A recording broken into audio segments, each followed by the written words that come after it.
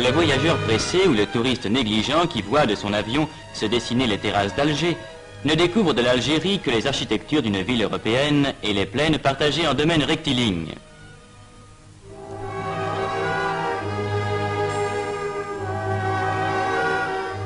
Sur la route, si pareille aux routes de France, il retrouvera les paysages de l'Hérault avec l'immensité de leurs vignobles. Il reconnaîtra dans les villages qu'il traverse de vrais villages français dont l'exotisme n'apparaît qu'au costume des citadins.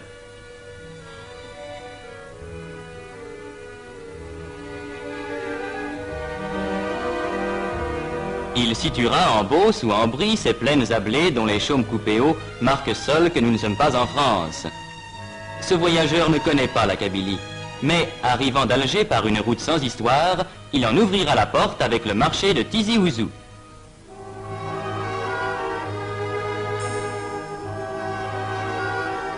Déjà, il aura rencontré par centaines sur la route ces paysans venus de 20 km à la ronde, à pied ou à dos de mulet, poussant leurs bêtes. Et il se trouvera soudain au détour de la route, devant une foule bigarrée d'où monte une immense poussière et un infini brouhaha. C'est le marché.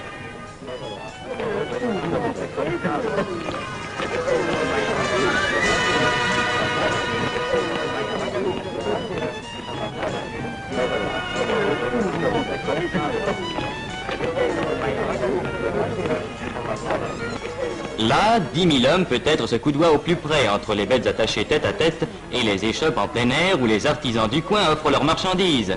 Là se rassemble pour une journée tout ce qui se vend et tout ce qui s'achète. Là se retrouvent tous les donneurs de nouvelles et aussi tous les marchands d'Orviétan. Et comme les femmes kabyles restent au village, c'est aux hommes qu'il appartient de faire les achats, même les plus strictement féminins, qu'ils découvriront avec orgueil ce soir devant une famille émerveillée. Lieu de discussions infinies entre acheteurs et marchands, immense rendez-vous auquel toute la région chaque semaine est fidèle. Seuil pittoresque et coloré, seuil bruyant et agité d'une Kabylie laborieuse et secrète. Tizi Ouzou, qui a rang de sous-préfecture, est le point de transition où, dans un décor presque européen, se rencontrent les traces caractéristiques du vieux pays berbère et les apports de la vie moderne où le café mort et le marchand de sel, apanage des bourgs de la vieille Afrique, voisinent avec le garagiste réparateur de pneus des grandes routes modernes. Point de suture entre deux mondes, l'un banal à tous les yeux, l'autre encore trop inconnu, où cette route qui monte va nous faire pénétrer. Car déjà s'amorcent les premières côtes de Kabylie, avec cette route magnifique dont les lacets découvrent à chaque tournant un paysage plus vaste. Cette route, vieille aujourd'hui d'un siècle, a son histoire. Elle fut construite en 27 jours par les bataillons du maréchal Randon. Elle nous mènera à Fort National, l'ancien Fort l'Empereur, la première née des villes françaises en Kabylie, centre aujourd'hui d'une commune de plein exercice et d'une commune mixte qui groupent ensemble près de 90 000 âmes. Fort National est aussi l'un des centres d'où partent vers la France les Kabyles qui s'expatrient temporairement pour chercher travail et fortune.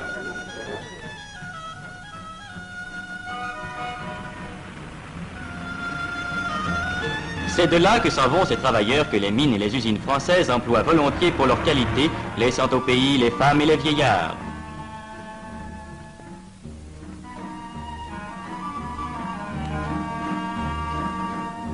Et l'on comprendra l'importance de cet exode au bureau de poste de Fort National, lorsqu'on saura qu'il assure chaque mois la distribution de quelques 30 millions de mandats envoyés de France à leurs familles par les travailleurs kabyles.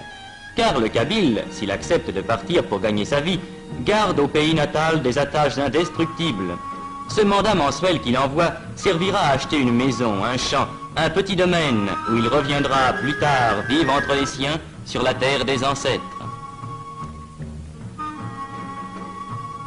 Quittons Fort National, que des détours de la route nous laisseront voir encore longtemps sur sa hauteur comme un château fort, en même temps qu'apparaîtront sur chaque piton l'amoncellement de murs et de toits qui marquent un village.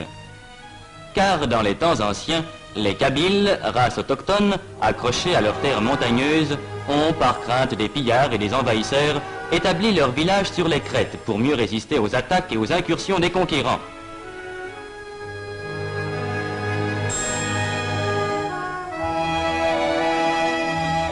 Le sol, abrupt mais verdoyant, permet l'élevage et il n'est pas de famille qui n'ait ces quelques moutons que garde un petit berger aux yeux rieurs.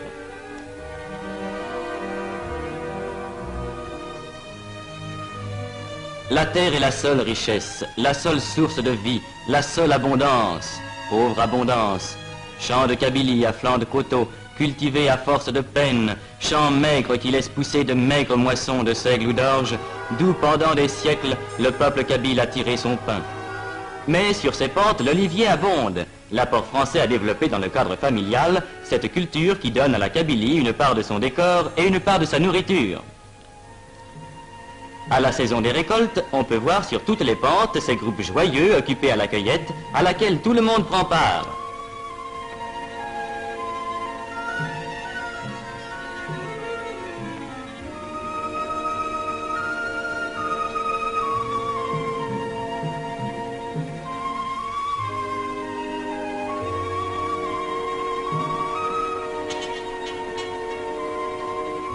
Pittoresque Kabyle. Il existe encore dans les villages éloignés de ces moulins primitifs, identiques à ceux qu'employaient les vieux berbères que ne purent abattre les Romains. Meules qu'ont remplacé aujourd'hui les moulins modernes, établis depuis une cinquantaine d'années dans les centres, mais qui continuent à verser le chaud liquide jaune d'or qui fera la joie du foyer.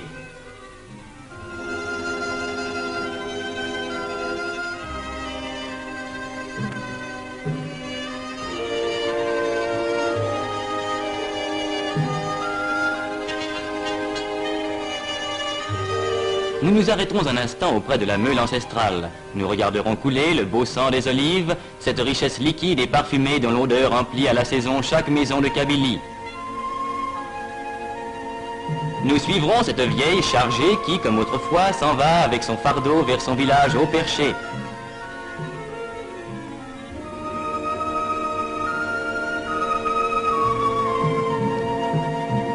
Nous la suivrons sur ces sentiers de chèvres, qui étaient avant la venue des Français les seuls moyens de communication dans ces réduits montagneux, l'imprenable citadelle d'une race indomptable.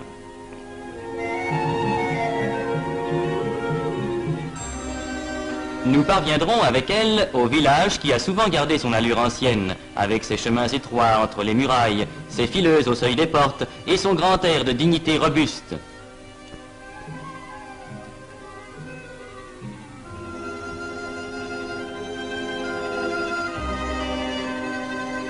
Et nous découvrirons en contrebas, allongeant l'agglomération de la longueur de tant de morts, presque mêlés aux champs, le cimetière sans clôture où dorment depuis des siècles tous ceux qui dans ce même village ont labouré le sol, cueilli l'olive, élevé des mûres et sommeillé à l'ombre des figuiers. Sur notre route s'ouvre la forêt. La forêt kabyle n'est pas une de ces forêts d'Europe aux fûts élevés sans effort jusqu'à de larges frondaisons. C'est une forêt d'une autre sorte. Le chêne-liège y est roi. Autre richesse primitive du pays kabyle, chaque année on y récolte par larges feuilles cette écorce légère qui partira vers les fabriques de France ou d'ailleurs où sa transformation s'accomplit. La forêt de Yakouren est l'un des centres mondiaux où s'approvisionne l'industrie du liège. Capitale des bouchons, la nomma un jour un voyageur. Boutade, boutade des vérités.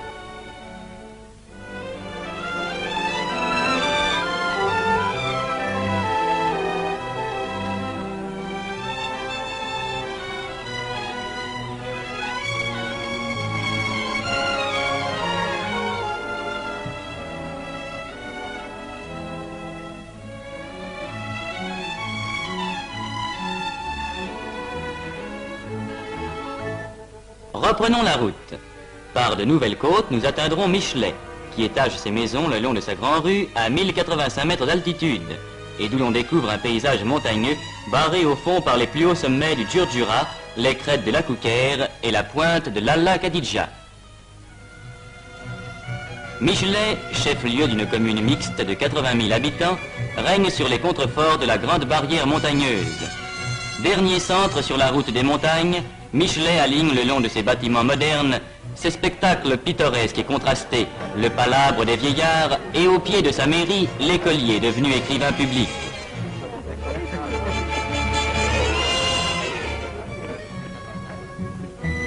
Ici, comme en d'autres centres de Kabylie, la prévoyance française a créé un dispensaire, régulièrement fréquenté par la population, dont la mortalité enfantine se trouve aujourd'hui considérablement réduite.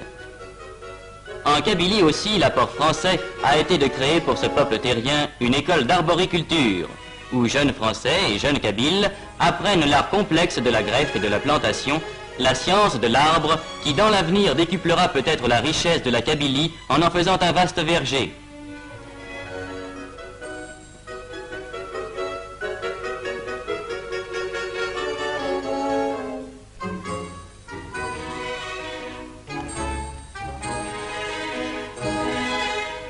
C'est près de Michelet que s'élève l'ouvroir d'Aït-Ichem, créé voici 50 ans à la demande du pacha d'Abdesselem et réservé aux fillettes kabyles.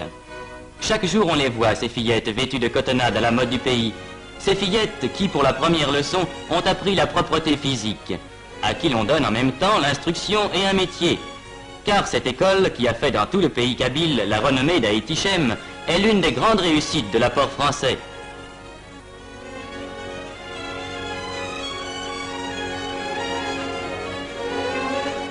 Ces fillettes, une fois sorties de l'école, font prime sur le marché du mariage. Elles parleront français et sauront, selon les meilleures techniques, tisser ces étoffes et ces tapis d'un dessin subtil et d'un art à la fois primitif et compliqué qui compte parmi les témoignages de l'art berbère.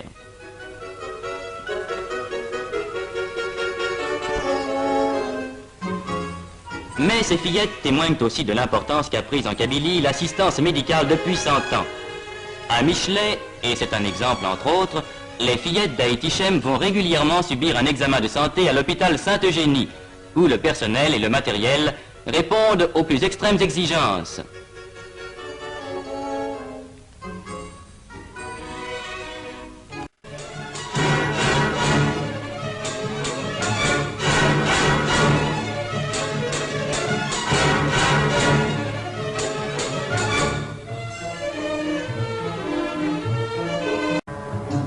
Déjà, la route qui permet les échanges, qui facilite les transports, a été le premier bienfait.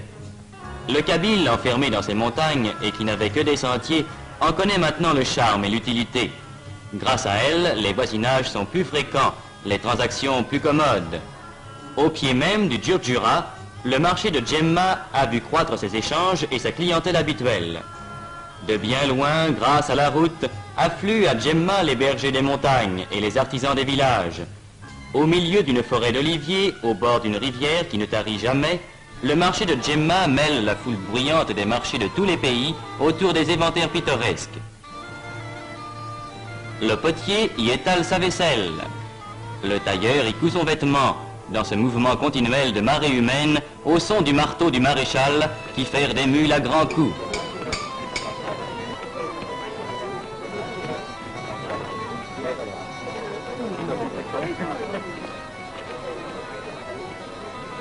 Mais la caractéristique de Djemma, c'est son marché aux bestiaux et sa boucherie en plein vent, où en l'espace d'une journée, des centaines de bêtes passent à l'abattoir. Tableau brutal et haut en couleur, où la vieille Kabylie apparaît dans sa truculente robustesse.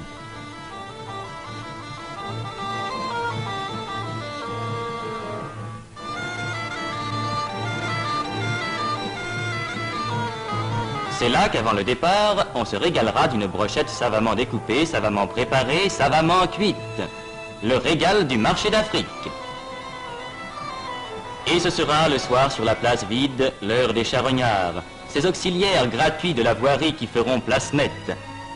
Abandonnons aux charognards le marché de Djemma et poursuivons notre route vers les villages des Beni Yeni. On ne connaîtrait pas la Kabylie sans avoir vu ces 6 villages qui en sont proprement le cœur. Sans doute, depuis l'ère française, les villages ont changé. La dure silhouette du château d'eau qui domine Aït Larba en est le premier témoignage. Car aujourd'hui, ces 6 agglomérations qui groupent la plus forte densité humaine en pays kabyle, 248 habitants au kilomètre carré, connaissent sur leur sommet le miracle de l'eau vivante, cette eau qu'il fallait naguère charrier le long des pentes.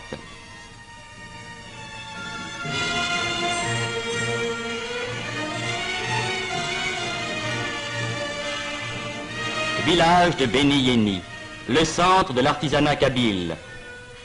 Il compte surtout, et depuis les temps les plus anciens, une population dont l'évolution intellectuelle et manuelle fut toujours en avance sur celle de leurs frères.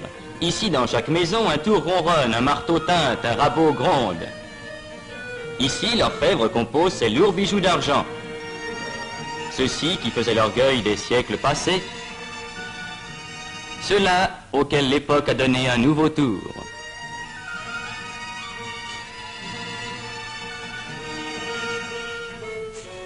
Là, l'ébéniste ajuste ses coffrets délicats incrustés de nacre ou d'ivoire, dont les dessins gardent le caractère d'un art particulier resté pur des apports étrangers.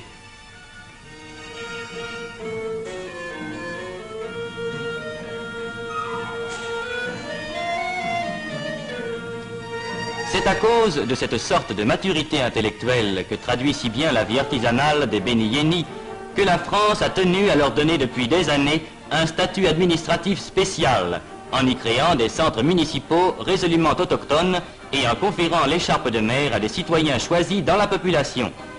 Cette innovation a depuis été grandement élargie, mais ce sera l'orgueil de la Kabylie d'avoir en Afrique du Nord donné les premiers musulmans saints de l'écharpe tricolore. C'est ainsi qu'on peut voir, comme au centre municipal de Tassaf Tougemoun, autour de son maire revenu de Paris après y avoir travaillé des années, un conseil municipal uniquement composé d'enfants du pays, examinant avec compétence les affaires de la commune, réglementant, décidant et statuant avec l'autorité sur l'administration communale.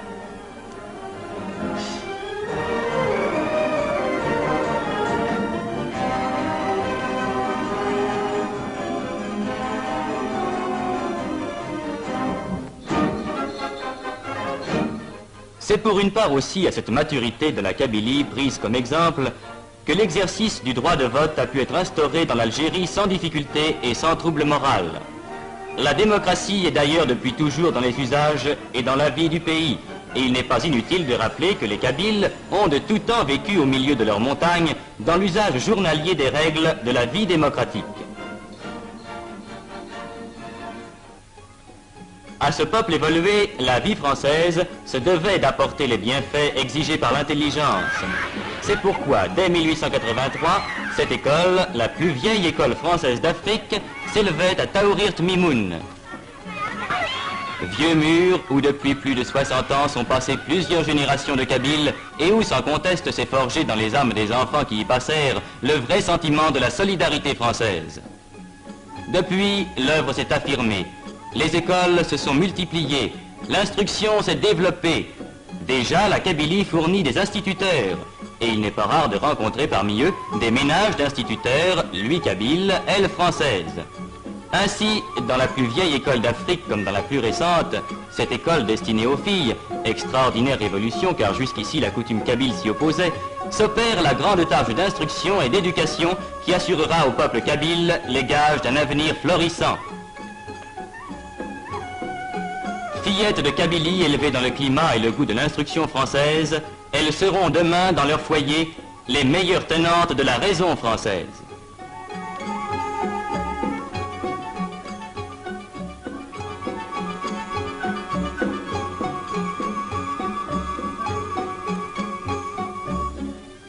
Maintenant, sur cette route qui gravit toujours la montagne, quel dernier spectacle réserve la Kabylie? La végétation se fait plus rare. L'empire du roc et de la pierre nue s'affirme.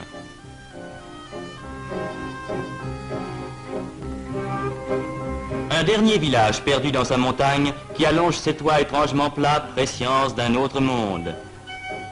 La montagne toujours plus rude, toujours plus sèche.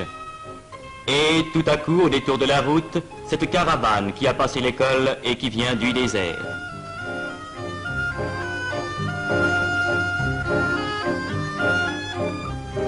Un cèdre soudain poussé en plein rocher et dont la présence signale que nous arrivons à l'altitude de 2000 mètres. Maintenant, c'est seulement le silence, la fin de toute vie, la haute solitude. Nous sommes aux confins du pays kabyle, le Djurdjura bord l'horizon, au-delà commence le sable, le pays sans vie, le grand désert.